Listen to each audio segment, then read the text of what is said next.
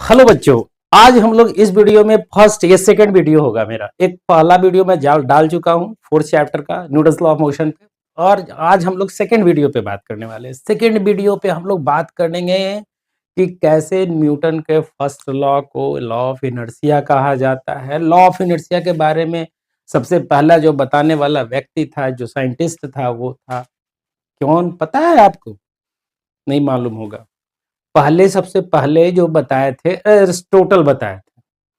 Aristotle जो था, जो कि कहा जाता है एरिस्टोटल के बारे में कि वो एरिस्टोटल जो थे, जानते हैं किसके गुरु थे? मालूम है? शायद नहीं मालूम होगा, बता देते हैं हम।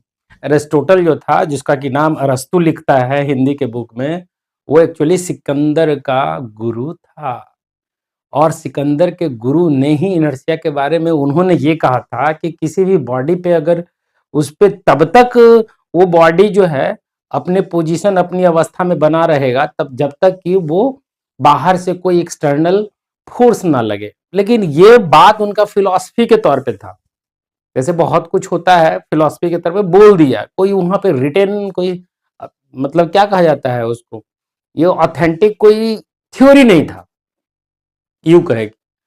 लेकिन जैसे ही आया थोड़ा सा और एज हुआ, तो वैज्ञानिक में आए हमारे सर आइजक गैलीलियो ने कहा कि कोई बॉडी अगर फोर्स, उन्होंने एग्जांपल से देख दिया क्या कि जैसे मान लो कि ये है, यहाँ पे हम ले लें तो एक इस तरह का सिस्टम बनाया एकदम फ्रिक्शनलेस, ऐसे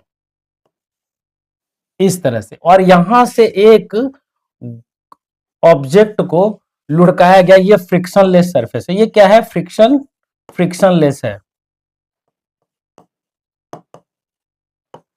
फ्रिक्शनलेस है। अब इस पे यहां से ऑब्जेक्ट को लुढ़काया गया तो देखा यह गया कि ये यहां से ऐसे जाता है, यहां से ऐसे, वो उसके बाद सीधे यहां पे आ गया।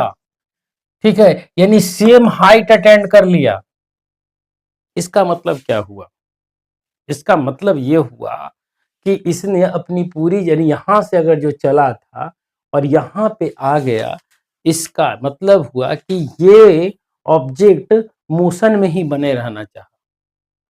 ठीक है, तो इस आधार पे इन्होंने ये प्रूव करने का कोशिश किया कि कोई बॉडी पे जब तक कि आप फोर्स नहीं लगाते हैं, तब तक उसका डायरेक्शन चेंज नहीं होता है। अगर मान लो कि यहाँ पे अगर एक ऑब्जेक्ट है, इस तरह से चल रहा है, इस तरह से चल रहा है, तो ये तब तक चलते रहेगा जब तक कि इस पे कोई बाहर से एक्सटर्नल फोर्स ना लगा। यानी कि बॉडी के जो पहला जो नियम था, जिसका कि नाम दिया गया लॉ ऑफ इनर्शिया, इसका फर्स्ट लॉ को लॉ ऑफ इनर्शिया के भी नाम से जाना जाता है। तो न्यूटन ने फर्स्ट लॉ को दिया इस रूप में कि भैया फोर्स जो है एक एक्सटर्नल कॉज है। फोर्स क्या है? एक एक्सटर्नल कॉज है जो किसी भी बॉडी पर लगकर उसके इनर्शिया को डिस्टर्ब करता है या डिस्टर्ब करने का कोशिश भी करता है, तो उसको भी हम लोग फोर्स कहेंगे। अब रही बात कोशिश करने में, मान लो कि हम एक दीवार है, बाहर गए, घर से बाहर निकले और पूरे घर को धक्का मारना शुरू कर दिए। ठीक, अब उस हिसाब से अगर देखें तो आप लोग 9th क्लास में पढ़े होंगे F बराबर m में। एक्सेलरेशन तो कुछ नहीं है, बाहर से घर को धक्का दे रहे हो आप, एक्सेलरेशन कुछ नहीं है। इसका मतलब ये नहीं कि आपने फोर्स नहीं लगाया, आपका फोर्स जीरो रहा है, ऐसी बात नहीं है। आपने फोर्स लगाया, आपने कोशिश तो किया, रिजल्ट नहीं निकला, ये बात हुई, रिजल्ट कुछ नहीं आया। तो यहाँ पे हम लोग इसी चीज को देख रहे हैं कि कोई बॉडी अगर मोशन में है तो वो मोशन में ही रहना चाहती है। समझ में आ रहा है बात? यहाँ पे जैसे देखिए, मान लो कि यहाँ पे हम ले लेते हैं, एक बॉडी है यहाँ पे, अब यहाँ पे ये रेस्ट में है, तो ये रेस्ट में एक्चुअली एक बहुत बड़ी, बहुत बड़ी सच्चाई आपको एक बात बताते हैं। याद करो बचपन, बचपन याद करो, बचपन में हम लोग लॉ ऑफ मोशन के बारे में, न्यूटन फर्स्ट लॉ के बारे में पढ़े कब थे? हम लोग पढ़े कब थे? हम लोग जब 9th क्लास में आए ना, तो पहली बार हम लोग को न्यूटन लॉ ऑफ मोशन पढ़ने को मिला, एक स्टेटमेंट के रूप में। लेकिन विश्वास कीजिएगा कि आप इसका इस्तेमाल कब से कर रहे हैं? आप इसका इस्तेमाल कब से कर रहे हैं? सोच के देखिए, कब से कर रहे होंगे? बचपन से। आप जब 3 साल के थे, उस समय आप न्यूटन लॉ ऑफ मोशन को समझते थे, जानते थे। न्यूटन्स लॉ ऑफ मोशन को, न्यूटन्स के फर्स्ट लॉ को बहुत बढ़िया से जानते थे। अब वो कैसे, आप एग्जाम्पल के तौर पे समझिए। आप अपने घर में अगर खेलते थे तो बैट रख दिया आप किसी रूम में, जिस रूम में सोते हैं आप उस रूम में अपना बैट रख दिया आपने, या कोई लड़की खेल रही थी तो गुड़िया रख दी उस रूम में, रात में सो गई, सुबह उठी तो वो वहां पे उस बैट या उस गुड़िया को खोजने के लिए गई, नहीं मिला। अगर नहीं मिला वो गुड़िया वो अपने स्थान पे, तो सीधे जाकर के मम्मी से मिलती थी और बोलती है कि मम्मी मेरा गुड़िया कौन हटाया, मेरा बैट कौन हटाया, कहाँ गया, कौन लेके गया। तुम पूरे रूम में खोजते हो। ऐसा होता था कि बचपन में भी कि तुम बगल वाले पड़ोसी के घर में जाकर के खोजो, नहीं होता था। तुमको ये पता था कि इसी रूम में है, तुम चौकी के नीचे देखे, इधर देखे, उधर देखे, उसके बाद रोना पटकना शुरू, मेरा गुड़िया कहाँ है, मेरा बैट कहाँ है। मतलब कि तुमको पता था कि ये यहाँ पे रखा हुआ है, तो ये यहाँ से तभी हटेगा जब कोई ना कोई बाहर से एक्सटर्नल फोर्स लगाएगा। तो समझ लीजिए आप 3 साल के थे तो बहुत बढ़िया से जानते थे कि न्यूटन्स लॉ ऑफ मोशन जो है वो पहला लॉ, लॉ ऑफ इनर्शिया को आप जानते थे, लेकिन समझ नहीं पाए। स्टेटमेंट है जो हमको देना पड़ा 9th क्लास में, सीधे 6 साल बाद, 7 साल बाद, जब आप 11-12 साल के हो गए। तो हम उसी चीज को हम लोग आज देखने वाले हैं। अब इसमें यही कहा गया कि अगर कोई बॉडी रेस्ट में, ये मान लो रेस्ट में है, ठीक है। अब और मान लो कि एक दूसरा बॉडी हम लेते हैं, ये मोशन में है, ये चल रहा है, ये इस तरह से चल रहा है, मोशन में है। तो ये मोशन में ही बने रहना चाहेगी, हमेशा ये उसी मोशन में बने रहना चाहेगी। ये चाहेगी कि नहीं रुके, लेकिन इसको रोकने वाला कौन सा फोर्स होगा, बहुत सारा रेजिस्टेंस होगा, फ्रिक्शन होगा, ये सारा इस पे रोकने वाला फोर्स होगा। लेकिन इसको कंटिन्यू मोशन में बने रहने के लिए एक फोर्स लगता रहेगा, जिसको अरस्तू ने कहा था कि कोई भी बॉडी को किसी मोशन में बने रहने के लिए उस पे लगातार उस पे एक फोर्स लगता रहेगा, तभी बॉडी मोशन में रहेगा, नहीं तो रुक जाएगा, ये अरस्तू ने कहा था। तो यहां पे न्यूटन ने कहा कि भाई कोई बॉडी अगर है और ये बॉडी मोशन में है, तो वो मोशन में ही बने रहना चाहते हैं एक स्ट्रेट लाइन पर, तब तक जब तक कि उसको बाहर से कोई एक्सटर्नल फोर्स ना लगे, एक्सटर्नल कॉज ना लगे, ठीक है। यानी इनर्शिया क्या है, इनर्शिया की बात करें तो इनर्शिया है क्या, इनर्शिया को अगर हम डिफाइन करना डिफाइन करना चाहे तो इनर्शिया क्या है, एक तरह का, यानी एक तरह का इनएबिलिटी है, अयोग्यता है, यानी कि हम लिख सकते हैं inability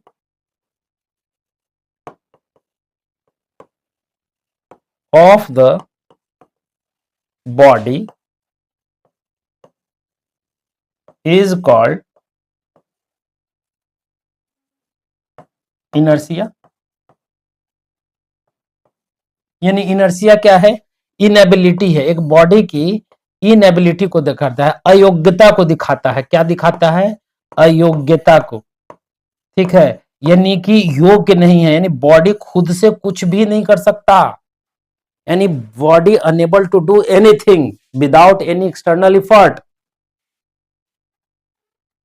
that inherent property of the body is called inertia. So simple.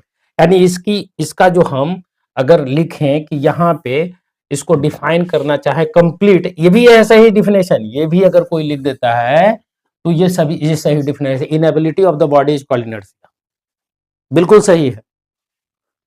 लेकिन अगर मान लो, सपोज करो कि हम ये ना लिखें जो स्टेटमेंट है, तो ये भी लिख सकते हैं कि if a body is in a state of rest or motion on a straight line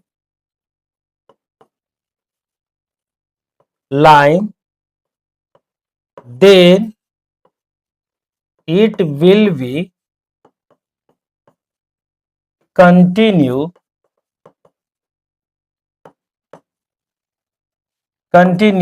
in motion until external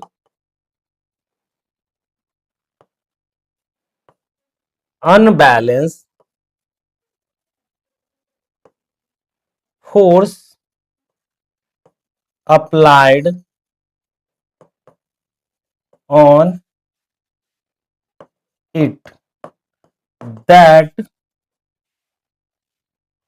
properties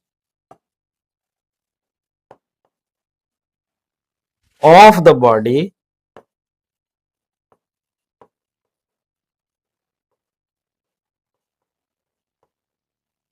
what is called inertia। समझ में आ रहा है? यानी इनर्शिया क्या है भाई? तो ये कंटिन्यूअस अगर कोई बॉडी मोशन में रहता है, motion on a straight line, it will be continue on a straight line या कंटिन्यू स्टेट ऑफ रेस्ट, तो that inability of the body is called, यानी कि सिंपल सा है कि बॉडी भैया खुद से कुछ भी नहीं कर सकता, खुद से कुछ भी नहीं कर सकता, तो इस गुण को कहा गया इनर्शिया। इनर्शिया का ऐसा यूनिट जो होता है, ऐसा यूनिट होता है इनर्शिया का, वो लिख लीजिएगा, ऐसा unit of inertia is kilogram.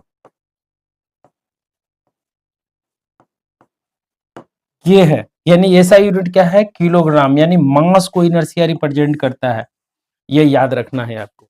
यहां पे देख रहे हैं ये इनर्शिया किसको रिप्रेजेंट, ऐसा यूनिट क्या है? मास है, यानी कि किलोग्राम है। अब चलते हैं कि इसके आगे कि यहाँ पे अब हम चलते हैं कि टाइप ऑफ इनर्शिया, मेरे पास कितने इनर्शिया, टाइप ऑफ इनर्शिया की बात कर लेते हैं। टाइप ऑफ इनर्शिया यानी कि जो इनएबिलिटी है, अयोग्यता है, वो भी कितने प्रकार का है, समझ रहे हो? हम लोग भी अयोग्यता की बात करते हैं। अयोग्यता होता है कोई सांस ले रहा है, यही बहुत बड़का वाला योग्यता वाला काम कर रहा है। तो कहने का यहाँ पे अर्थ यही है कि इनर्शिया कितने तरह का होता है। तो इनर्शिया के बारे में कहा गया, इनर्शिया हम लोग 3 तरह की इनर्शिया की बात करेंगे, ठीक है? ये और ये हमारे पास इनर्शिया क्या है? इनर्शिया ऑफ, पहला बताया गया इनर्शिया ऑफ रेस्ट, ठीक है, ये है। दूसरा मेरे पास इनर्शिया ऑफ मोशन, और तीसरा है इनर्शिया ऑफ डायरेक्शन, ठीक है। ये इनर्शिया ऑफ रेस्ट हो गया, इनर्शिया ऑफ मोशन हो गया, और इनर्शिया ऑफ डायरेक्शन हो गया। मजा आ गया। ये 3 तरह का होता है इनर्शिया। अब इसमें मजा वाली क्या बात थी? है, अब आएगा मजा, देख लीजिए। इनर्शिया ऑफ रेस्ट की जब बात करेंगे तो ये क्या बात करेगा, वो बात कर लेते हैं। जैसे कि इनर्शिया ऑफ रेस्ट है, हम क्या किए कि इनर्शिया ऑफ रेस्ट का बढ़िया सा एग्जाम्पल क्या है कि आप एक बस में बैठे हैं, ये बस है, इसमें एक आदमी खड़ा है यहाँ पे, ठीक है, ये खड़ा है, ठीक। बस अचानक मोशन में आ गया, सडनली कम इनटू मोशन, अचानक। तो इसका नीचे वाला जो पोर्शन है, ये वाला पोर्शन बस के साथ क्या आ जाएगा? मोशन में आ जाएगा। लेकिन ये वाला जो पोर्शन है वो यहीं रहना चाहेगा। उस स्थिति में ये आगे बढ़ जाएगा और ये पीछे हो जाएगा, ये पीछे की ओर धड़ाम से गिरेगा। गिरता है ना, जब हम लोग बस में बैठे रहो तो अचानक बस स्टार्ट हो तो हम लोग कहते कर लेते हैं, करते हैं ना, ये तो वो वाली फीलिंग आएगी। तो ये कहलाया इनर्शिया ऑफ रेस्ट, ठीक है। यानी कि इनर्शिया ऑफ रेस्ट क्या कहता है कि बॉडी, सिंपल है, लिख लीजिएगा, लिखने के लिए आप चाहिएगा तो लिख लीजिएगा, हम सारा कुछ लिखवा दे रहे हैं। इनर्शिया ऑफ रेस्ट का डिफिनेशन क्या हो जाएगा? if a body is in a state of rest, it will be continue in rest until external force applied on it. समझ में आ रहा है? यानी कि इनर्सी ऑफ रेस्ट का एग्जांपल क्या हो गया कि सिंपल है, जो डेफिनेशन दिए थे, इनर्सी ऑफ रेस्ट करने का मतलब है if body in a state of rest then it will be continue in rest until external force applied on it. ये कहलाया इनर्सी ऑफ रेस्ट का एग्जाम्पल। ये हो गया। एक दूसरा एग्जाम्पल होता है, हम लोग गद्दा लेते हैं, गद्दा, गद्दा से डस्ट झाड़ते हैं, ऐसे करके झाड़ते हैं, या फल तोड़ते हैं, देखे ध्यान दिए कभी, फल तोड़ते हैं, पेड़ लटका, अमरूद में ये लटका हुआ है, अमरूद लटका हुआ है, ठीक, जैसे इसको इस तरह से समझते हैं, ये पेड़ है मेरा और इसमें फल लटका हुआ है, ये फल है, ये फल है और ये डाल है, इसमें ये लटका हुआ है, ठीक है। अब हम क्या किए कि इसको हिलाए कस के, तो इसको मोशन में जैसे ही दिए तो ये तो मोशन में आ गया, लेकिन ये क्या चाहा, रेस्ट में ही बने रहना, और उस कंडीशन में क्या लगा, इस पे एक फोर्स लगा इधर ले जाने के लिए, और इसके कारण ये क्या हुआ, ये अलग हो गया। तो ये इनर्सी ऑफ रेस्ट का बहुत बढ़िया एग्जांपल हुआ, ठीक।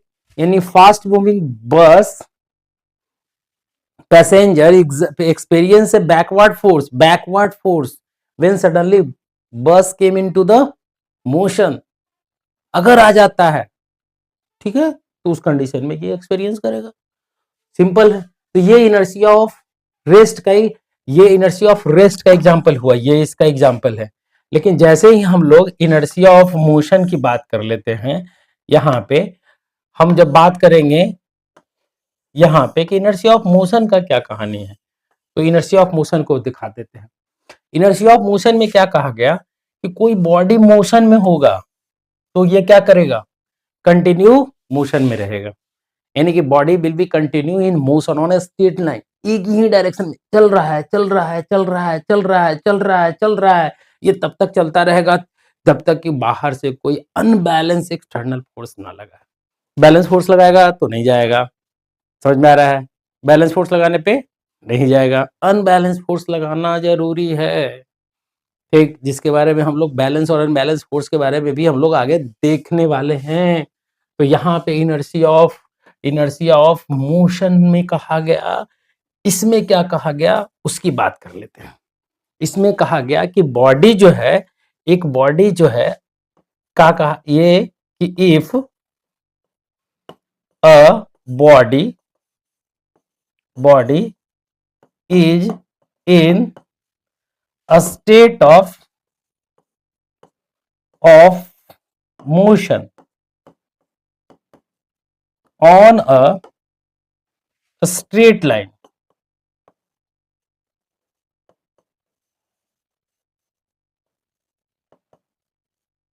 then it will be continue in motion until external unbalance force applied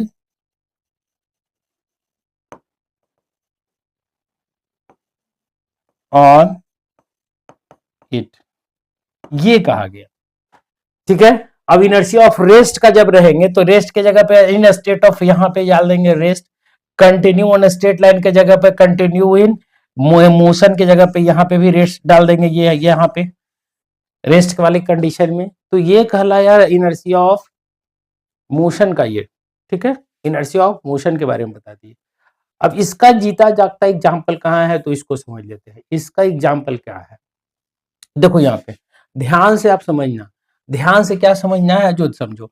देखो हम यहाँ पे एक ले लिए बस, ये ले लिए, ठीक है, ये मेरे पास बस आ गया ए। अब ये इसमें एक आदमी जो है खड़ा है, मस्त तेजी से चले जा रहा है, ठीक, ये बस मेरा बहुत तेजी के साथ जा रहा है, ठीक।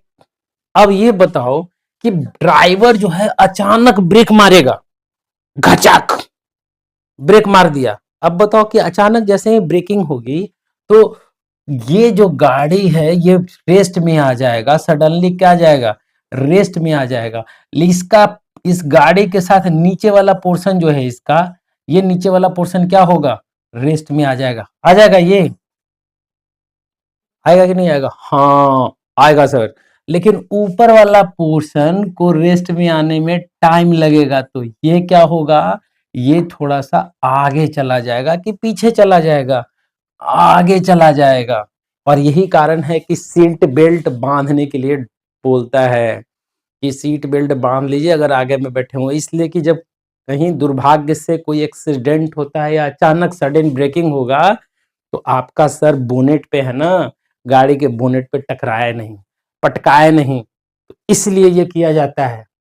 समझ में आ रहा है, ये देख रहे हैं ना ये, तो इसीलिए यहां पे कहा गया, इसका नाम क्या दे दिया गया, इनर्शिया ऑफ मोशन।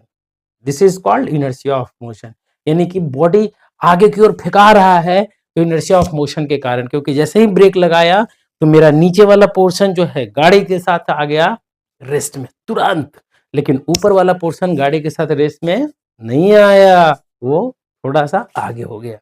तो हम लोग बैलेंस करने के लिए क्या करते हैं, पैर को आगे बढ़ा लेते हैं। तो ये हो गया इनर्शिया ऑफ मोशन। ठीक है, समझ में आ रही बात। अब चलते हैं inertia of direction. Inertia of direction पे चलें तो क्या है इनर्शिया ऑफ डायरेक्शन की कहानी, उसको समझ लेते हैं।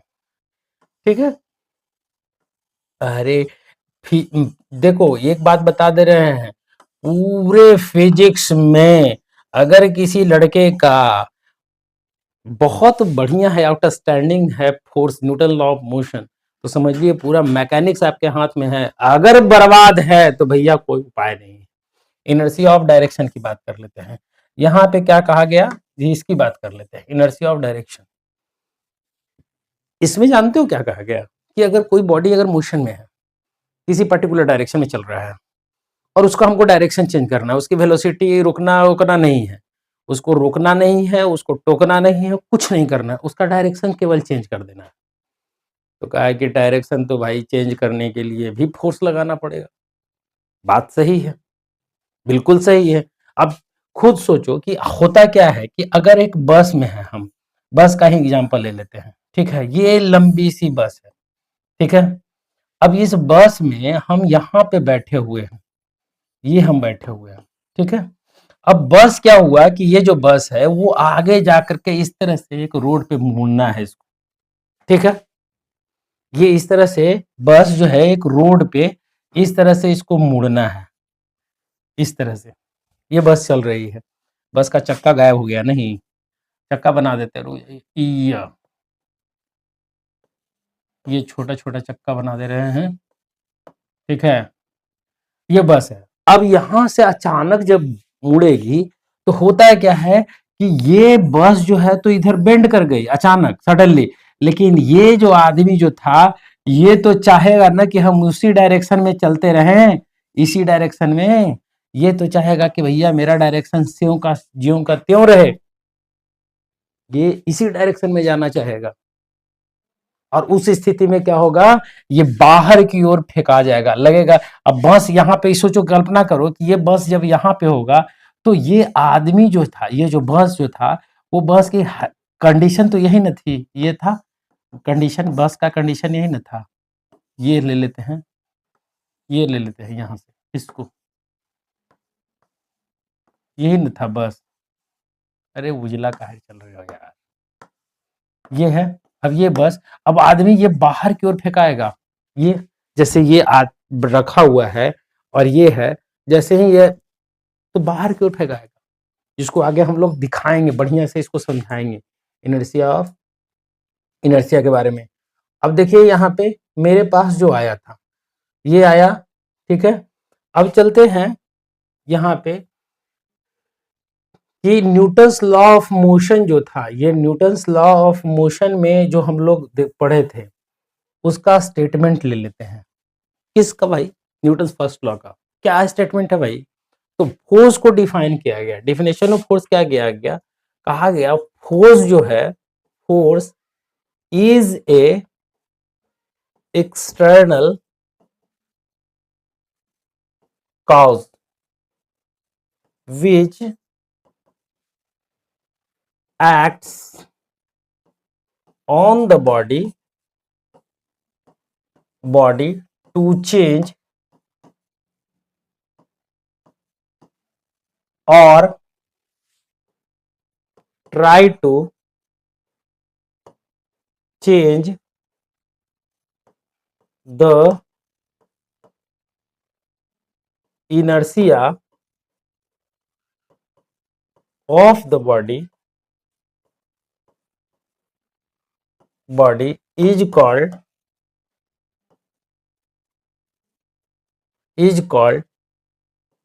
फोर्स।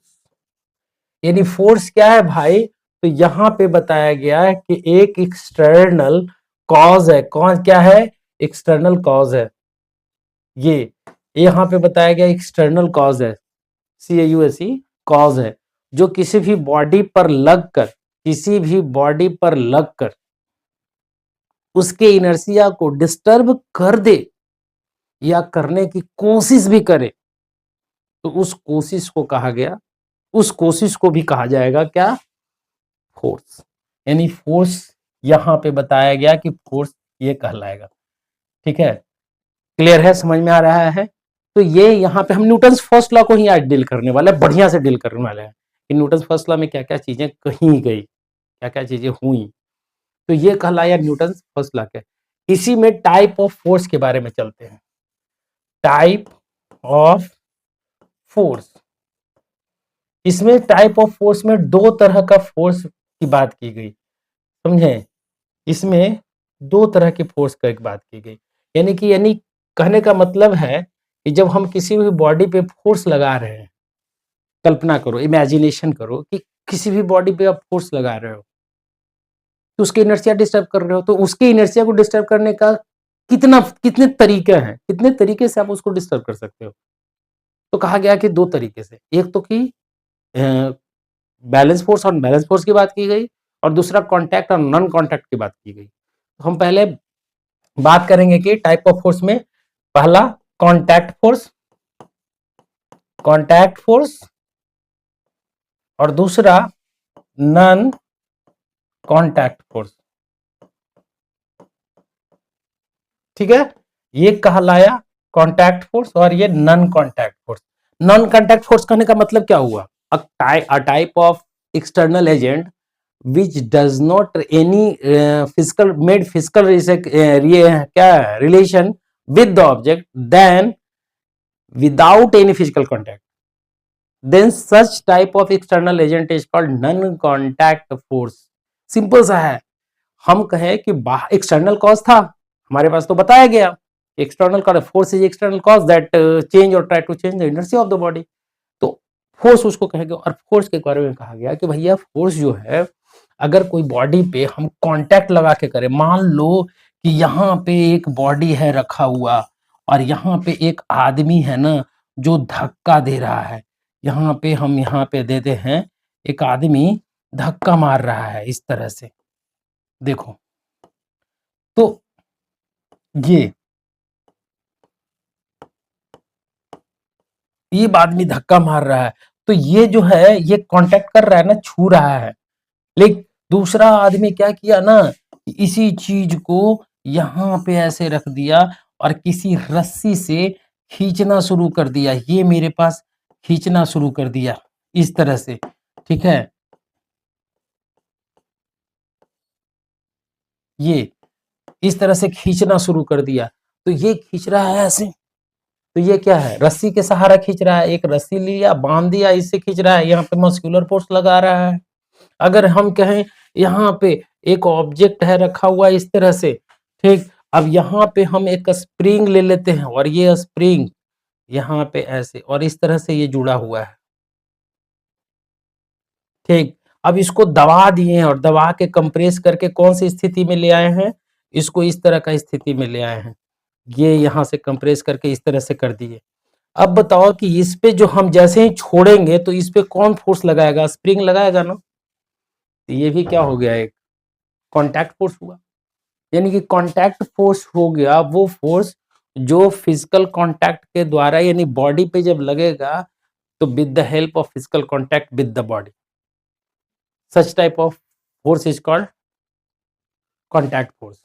जबकि नॉन कॉन्टैक्ट फोर्स कौन हो गया, विदाउट एनी फिजिकल कॉन्टैक्ट। जैसे एक मैग्नेट ले लो आप, यहाँ पे एक नॉर्थ पोल है और एक साउथ पोल है, यहाँ पे एक दूसरा नॉर्थ पोल रख दो और साउथ पोल रख दो, तो देखोगे कि इसको ये दूर भागता है, ये दोनों दूर भागता है, ठीक है। जबकि यहाँ पे अगर हम एक ले लेते हैं साउथ नॉर्थ पोल और यहाँ पे साउथ पोल और यहाँ पे साउथ पोल ले लेते हैं और यहाँ पे नॉर्थ पोल, तो एक दूसरे को नजदीक आता है,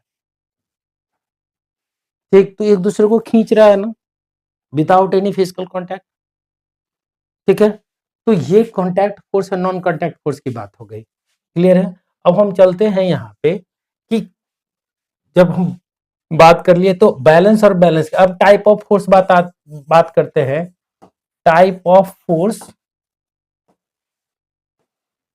on the basis of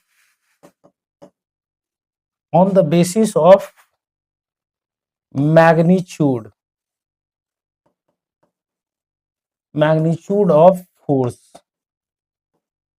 force के मैग्नीट्यूड के आधार पर, ये जो है मैग्नीट्यूड के आधार पर हमारे पास दो तरह का फोर्स किया गया। क्या क्या दिया गया फोर्स का नाम, तो एक दिया गया बैलेंस फोर्स,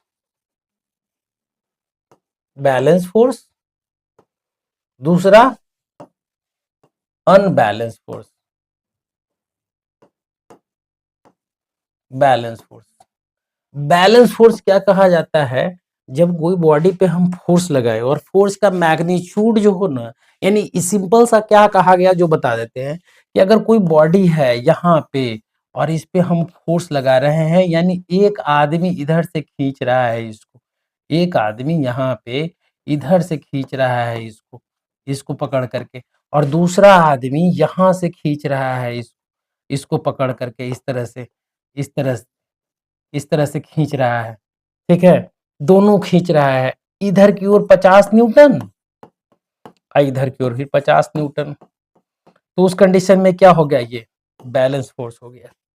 यानी या फिर हम इधर नीचे की ओर mg हम यहाँ पे कहते हैं नीचे की ओर कोई भी चीज को खींचता है नीचे, ऊपर की ओर एक नॉर्मल फोर्स होता है जिसके बारे में हम लोग आगे बात करने वाले हैं, ठीक है, आगे हम लोग बात करेंगे नॉर्मल फोर्स के बारे में भी, लेकिन अभी हम लोग बात कर रहे हैं बैलेंस एंड बैलेंस फोर्स, ठीक है। तो ये बैलेंस फोर्स हो गया, ये अनबैलेंस फोर्स हो गया, ठीक है।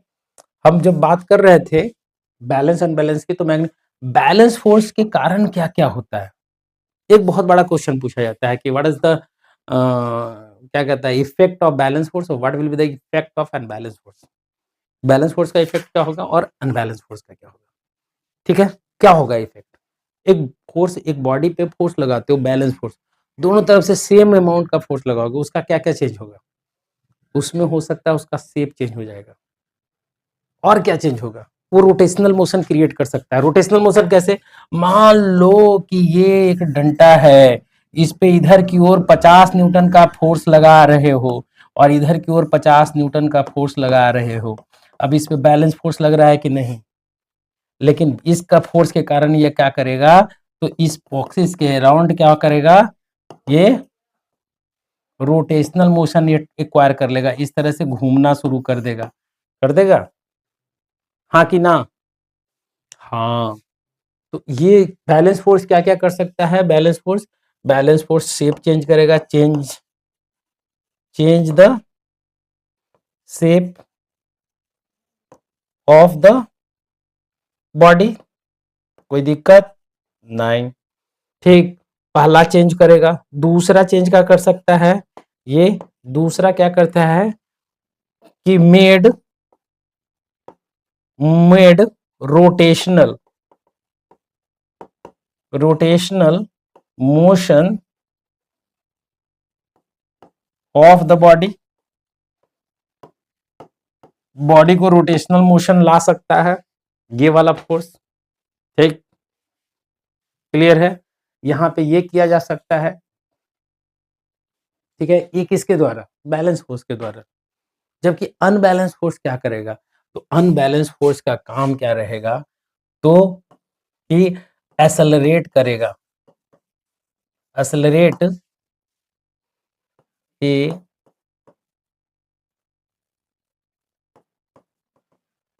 एक्सेलरेट द बॉडी, ठीक है। दूसरा क्या करेगा, स्टॉप द बॉडी, बॉडी, ठीक है। ये दो मेन काम यही दोनों है, ये एक बॉडी को या तो रोक देगा या तो फिर उसको एक्सेलरेट करेगा, डीएक्सेलरेट करेगा, जो भी करेगा ये फोर्स को अनबैलेंस फोर्स यही करता है। अब इसको हम इस तरह से हम देखते हैं, यहाँ पे एक ये चीज से देखते हैं हम, यहाँ पे हम देख चले आते हैं और यहाँ देखते हैं एक चीज को, यहाँ पे हम देख रहे हैं, यहाँ पे 50 न्यूटन लिखा हुआ है, यहाँ पे 100 न्यूटन दिया हुआ है। मान लो कि हम यहाँ पे ये 50 न्यूटन ही कर लेते हैं। अभी बैलेंस फोर्स है, अब देखो तो कहीं जा रहा है, ये बॉडी कहीं जा रहा है कहीं नहीं जा रहा है, ठीक। अब जैसे ही हम फोर्स लगाए, मान लो कि इधर की ओर फोर्स लगा देते हैं, बढ़ा देते हैं, ठीक है, ये ले लिए। अब यहाँ पे हम फोर्स लगाए, 100 न्यूटन कर दिए। अब देखो तो क्या स्थिति होता है, देखते हैं, देखे कि क्या स्थिति होता है। देखिए तो किधर जा रहा है ये बॉडी, इधर क्यों, क्योंकि ये वाली फोर्स क्या हो गया, बड़ा। अब ये फोर्स बड़ा हो गया तो ये इधर की ओर जाना शुरू कर दिया, देख रहे हैं, ठीक है। अब जैसे ही ये जीत गया, अब जैसे ही मान लो कि हम यहाँ पे एक और लगा देते हैं, तो ये लगा देते हैं यहाँ पे, ये लगा दिए। अब यहाँ से हम फिर से हम रिटर्न करते हैं और यहाँ पे गो करते हैं, ठीक है। तो देखते हैं कि क्या स्थिति होता है।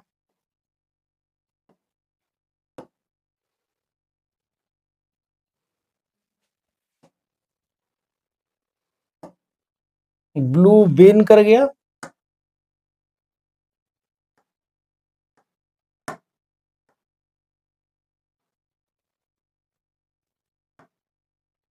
अब देखो यहाँ पे, अब हम क्या कर रहे हैं कि अभी बैलेंस जीतते हैं।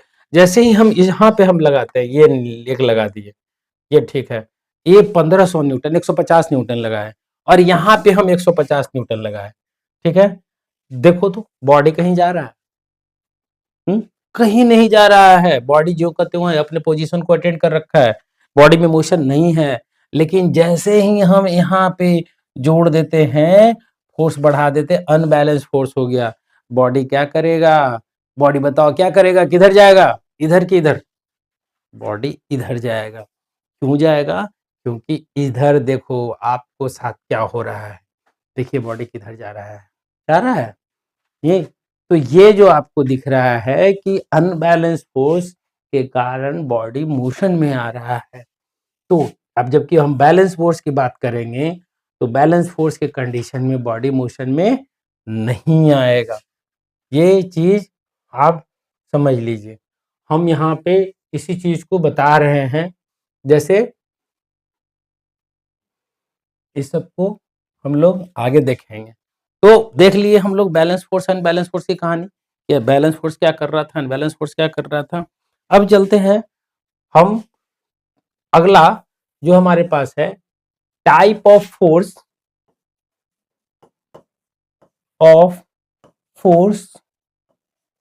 ठीक है, according to its nature. Nature के आधार पर कितने तरह का फोर्स हो गया। तो हमारे पास पहला जो आया, वो कौन सा फोर्स आया भाई, तो पहला जो फोर्स आया वो हो गया स्ट्रिंग फोर्स, कांटेक्ट फोर्स है, स्ट्रिंग फोर्स, जो को हमको पढ़ना है, जो पढ़ना है उसकी बात कर लेते हैं। स्ट्रिंग फोर्स, इसी का नाम है tension.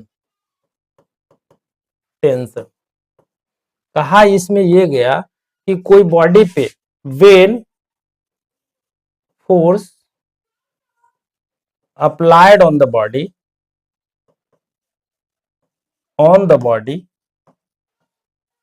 body with the help of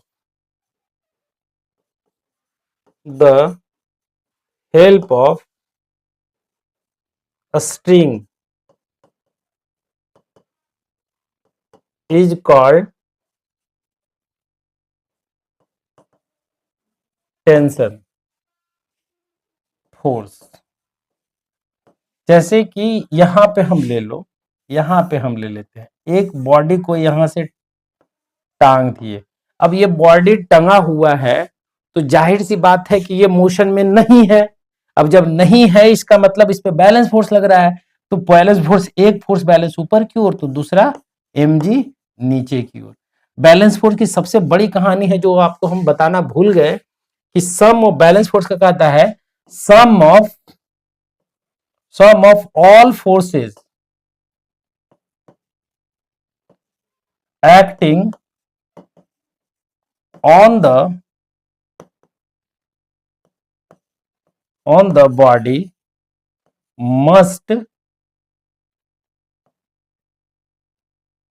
must be zero. याद रखिएगा, यानी कि एक बॉडी है और इस पे बॉडी पे हमारा फोर्स लग रहा है, इधर F1, इधर F2, इधर F3, इधर F4, ठीक। F1 है यहाँ पे, F2 है, F2 ले लेते हैं, F3, F4।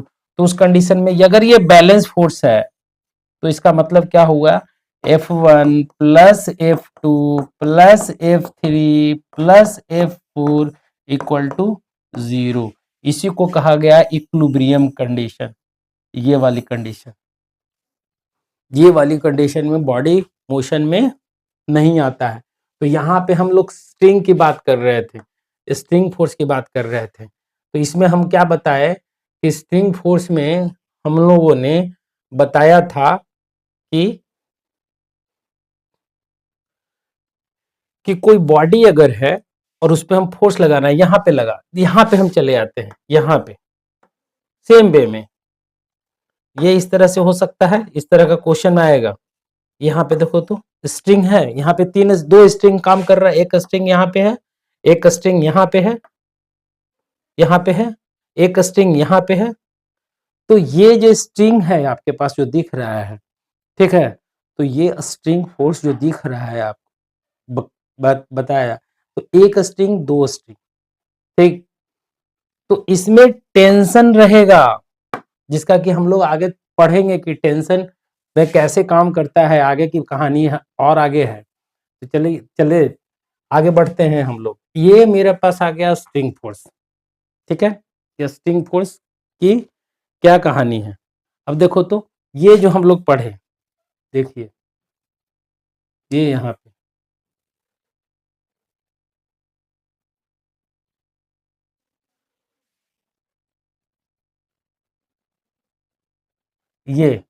ये पढ़े थे हम लोग। यहाँ पे बैलेंस से कॉन्टैक्ट नॉन कॉन्टैक्ट फोर्स, यहाँ के ऊपर हम लोग जब चले थे तो ये मेरे पास था, यहाँ पे था मेरे पास टाइप ऑफ फोर्स, मैग्नीट्यूड क्या था, पर balance unbalance force. Balance force की बात करते तो बैलेंस फोर्स में एक चीज हम लिखवाना भूल गए थे यहाँ पे कि बैलेंस फोर्स में समेशन सारे फोर्सेस का समेशन जीरो होता है, याद रखिएगा, ठीक है। जबकि अनबैलेंस फोर्स में ऐसा कुछ नहीं होता है। अनबैलेंस फोर्स कहने का मतलब है सारे समेशन ये जीरो नहीं होगा अनबैलेंस फोर्स में, यानी कि अनबैलेंस फोर्स कहेंगे इसको, क्या कहेंगे, बैलेंस, बैलेंस और equilibrium, equilibrium condition, condition of the body. ये इक्विलिब्रियम कंडीशन हो गया बॉडी का, ये वाली कंडीशन, ठीक है। ये भी अगर बॉडी रेस्ट में है तो इक्विलिब्रियम कंडीशन हो गया। तो यहाँ पे हम लोग आगे हम लोग यही देख रहे हैं। आगे बढ़ते हैं। अब देखिएगा ये जो हमारे पास नेक्स्ट आया मेरे पास, ये इसकी बात कर लेते हैं। देखते जाओगे कि बैलेंस अनबैलेंस फोर्स की बात कर लिए हम, ठीक है। इसमें स्ट्रिंग फोर्स का प्रॉपर्टीज कुछ है, प्रॉपर्टीज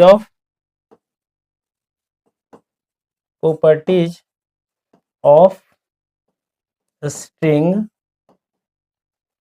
फोर्स और टेंशन। टेंशन, इसका कुछ प्रॉपर्टीज है, इसको आप लोग देख लीजिए, ध्यान से समझ लीजिए। इसमें कहा गया कि सिंगल, पहला दिया गया single string single tension,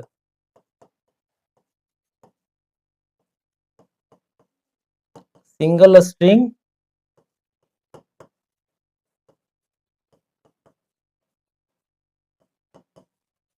single tension, मतलब कि स्ट्रिंग सेम रहेगा। जैसे मान लो कि यहां पे है, यहां पे ये, और यहां से एक लगा रहे हैं, एक ऑब्जेक्ट यहां पे लगा दिए, ठीक है। यहां से ये स्ट्रिंग आया, यहां से ये गया स्ट्रिंग, और यहाँ पे एक और पुली लगा दिए, और यहाँ से ये पुली से होता हुआ ये स्ट्रिंग यहाँ पे आया, यहाँ पे एक और पुली लगा दी, और यहाँ से ये होता हुआ स्ट्रिंग यहाँ पे आया, यहाँ पे एक और पुली लगा दी है, यहाँ से ये होता हुआ स्ट्रिंग यहाँ पे आया। यहाँ पे हम मास दे दिए हैं m1 दे दिए, यहाँ पे m2 दे देते हैं, और यहाँ पे स्ट्रिंग लगा करके m3 दे देते हैं, m3 m3। इसमें हम पूछेंगे क्या कि m3 का एक्सेलरेशन बताओ या कुछ भी बताओ, ये क्वेश्चन पूछा जाता है, पूछा जाता रहा है।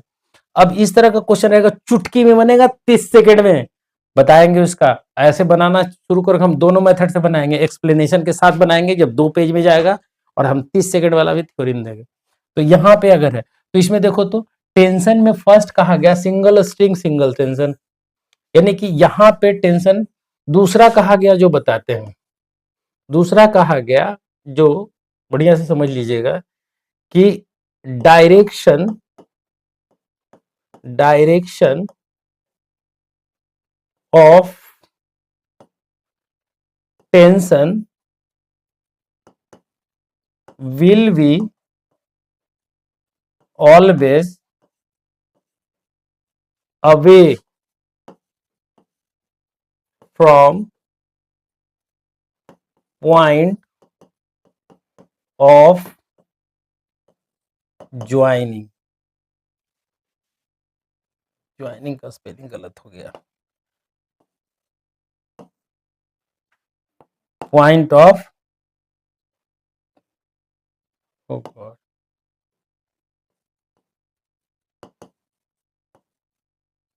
will be always away from the point of joining of the string, string. यानी कि अगर यहाँ पे हम देखें तो यहाँ पे जुड़ा हुआ है, यहाँ पे जुड़ा हुआ है, ये देख लीजिए आप, यहाँ पे जुड़ा हुआ है, यहाँ जुड़ा हुआ है, यहाँ जुड़ा हुआ है, यहाँ जुड़ा हुआ है, यहाँ पे। अब देखो तो यहाँ पे अगर स्ट्रिंग का ले लेते, टी ले लेते हैं टेंशन, तो यहाँ पे किधर की ओर होगा, ऊपर की ओर होगा टी। यहाँ पे किधर होगा, ऊपर की ओर होगा टी। ये ही टी एक ही स्ट्रिंग है, यहाँ से होता हुआ यहाँ गया है, तो यहाँ पे होगा टी, इधर टी होगा, यहाँ पे होगा टी होगा, यहाँ पे ऊपर की ओर टी होगा, यहाँ पे ऊपर की ओर टी होगा, यहाँ पे ऊपर की ओर नीचे की ओर टी होगा, यहाँ पे नीचे की ओर टी होगा, और यहाँ पे ऊपर की ओर टी होगा, ठीक है। जबकि इस स्ट्रिंग में क्या हो जाएगा, यहाँ पे हम ले तो ये हम ले लेना पड़ेगा T1, क्योंकि स्ट्रिंग चेंज हो गया है।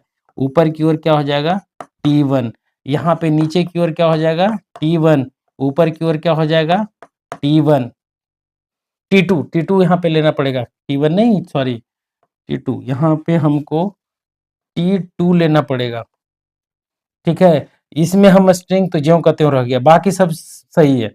यानी ये मेरे पास आ गया सिंगल स्ट्रिंग सिंगल टेंशन। जैसे कि हम यहाँ पे दे रहे हैं, एक आपसे पूछ रहे हैं, ये यहाँ पे ये इस तरह का अरेंजमेंट है, एक रखा हुआ है, ठीक है।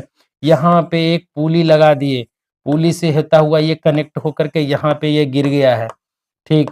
हम पूछे ये, रुक जाइएगा, ये हम कर रहे हैं यहाँ पे एक मास को यहाँ पे लटका दिए एम, ठीक, ये इस तरह से है।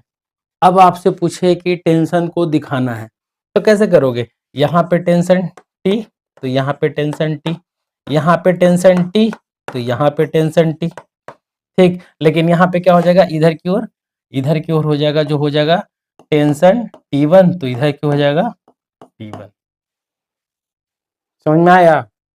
इस तरह से हम लोग टेंशन, ये थ्योरी है, दो ही है, single string single tension, direction of tension force will be always, और तीसरा जो है ना, जो कभी भी ऐसा नहीं हो सकता है कि तीसरा string string will be always straight,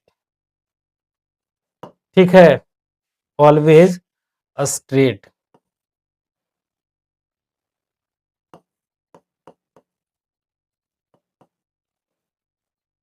हमेशा क्या रहेगा? स्ट्रिंग सीधा रहेगा, रहेगा।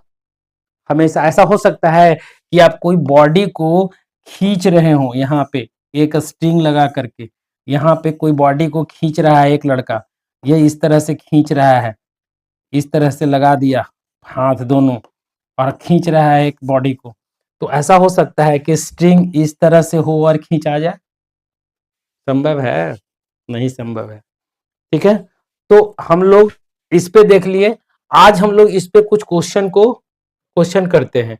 ये जो दिखे ना, उस पे हम अगर क्वेश्चन करें तो क्वेश्चन मेरे पास क्या आएगा, क्या क्या आ सकता है, तो देख लेते हैं इस पे क्या क्या बन सकता है, क्वेश्चन क्या क्या पूछा जा सकता है इससे।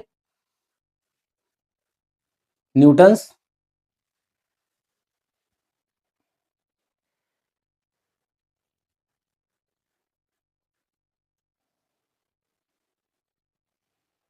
इस पे से क्वेश्चन कुछ कुछ क्वेश्चन देख लेते हैं, ठीक।